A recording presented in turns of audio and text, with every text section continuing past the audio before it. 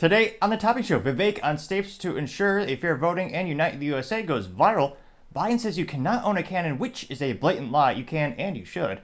Planet Fitness male is arrested for changing in front of women. Elon roast NPR for having zero political diversity.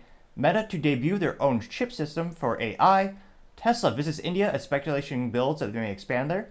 Walmart to pay out about $40 million for a class action lawsuit for allegedly having improper weight for foods. All of that and much, much more on The Topping Show.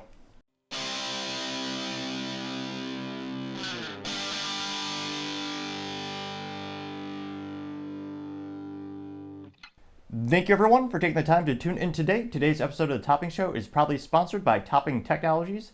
Topping Technologies is an IT value-added reseller and services company with a special proficiency in IT security. Heck, I see their founder at least twice a day. I say he's quite handsome and brilliant. He's me, you see, that's the joke. If you're an IT leader or a business owner, you can reach the team at sales@toppingtechnologies.com. Also trying to get to 4,000 subscribers by the end of the month, so if you could click that button and tell your friends, I would greatly appreciate it.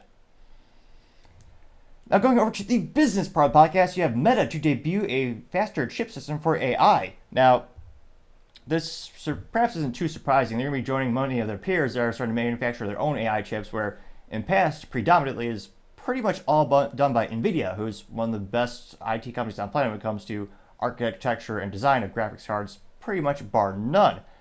However, when you have the type of scale, when you're Meta, aka Facebook, any savings add up in the aggregate, and there's a lot of benefits of manufacturing your own to your own specs, your own speeds and feeds, especially if you want to start spicing up with some proprietary magic with your AI offering. Now, Facebook, of course, is not the first to deviate this, start doing their own infrastructure. You also have Google and Microsoft famously starting to debut their own chipsets. Now, this was first reported thanks to Kara Reinhardt over at LinkedIn News, and she said, quote, Meta has introduced a new generation of custom chips now in production, aiming to ramp up its artificial intelligence efforts and reduce its reliance on outside suppliers such as NVIDIA.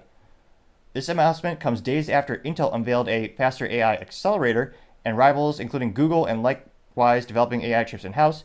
Meta is spending billions to catch up, according to TechCrunch. For now, Meta Training and Inference Accelerator trains its ranking and recommendation algorithms, but its goal is to use MTIA for generative AI, like its large language model Llama.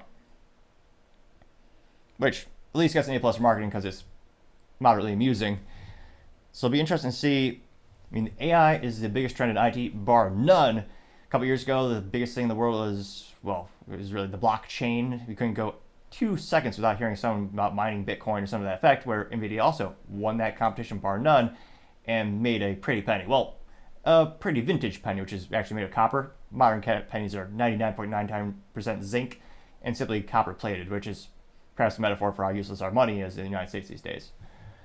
So it'll be interesting to see. I'm not too surprised. Again, they're going to be able to, long term, you're going to consolidate your costs. You're also going to have more of a special offering. It almost is a question of not if, but when these major tech companies are starting to just develop more and more in-house. And I suspect that pendulum will continue to swing in that direction, as, of course, this will be able to offer them more and more custom proprietary things to their end users. Will Facebook probably succeed in this effort? Well, yeah, I can't but think, but yes, you have billions of dollars of resources. They have some exceptional engineering resources over there as well. It'll probably be an exceptional long-term thing for the company. But let me know, do you think it might backfire or for some reason not work in their favor? As always, be fascinated to hear what you have to say.